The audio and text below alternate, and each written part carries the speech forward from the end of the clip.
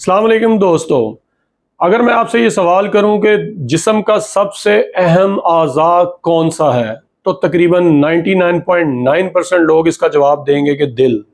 और दिल को लेके बहुत सारे लोग कॉन्शियस होते हैं, दिल की सेहत के बारे में भी बहुत कॉन्शियस होते हैं। इस वीडियो में मैं आपको 3 अहम अलामात बताऊंगा, 100% जो कंफर्म अलामात हैं जिनसे आप इजीली असेस कर सकते हैं कि दिल की कमजोरी तो नहीं है। जब दिल कमजोर होता है तो यूं समझें कि आपकी जिंदगी कॉम्प्रोमाइज हो जाती है, क्योंकि आपने सारी जिंदगी इसी दिल के साथ गुजारा करना होता है। अलामात वक्त के साथ शदीद से शदीद होती चली जाती हैं। याद रखें कि ये 3 जो स्पेसिफिक अलामात मैं आपको बताने जा रहा हूं, ये आपके दिल की कमजोरी को जाहिर करती हैं।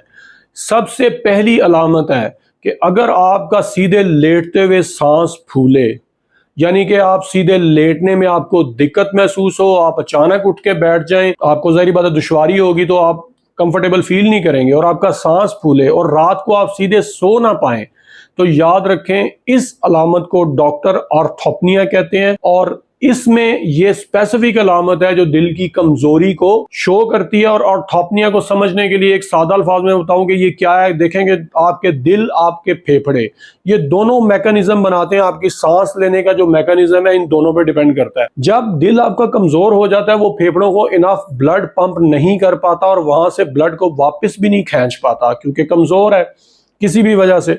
उसकी वजह से आपके फेफड़ों की अगर बेस में पानी इकट्ठा होना शुरू हो जाए, क्योंकि वहां से अगर ब्लड जब दिल फेफड़ों को देता है उसमें ऑक्सीजन मिक्स होती है और उसके बाद वहां से साफ खून वापस लेना भी दिल की जिम्मेदारी होती है।